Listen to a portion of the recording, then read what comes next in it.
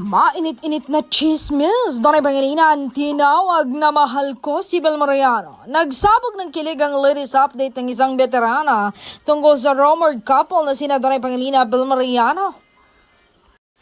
Ayon sa veterana, mahal ko ang tawagan ni Donay Pangilinan at Bel Mariano. Narinig niya mismo sa pagtawag ni Donnie kay Bel habang sila'y nasa stage ng isang ganap nila.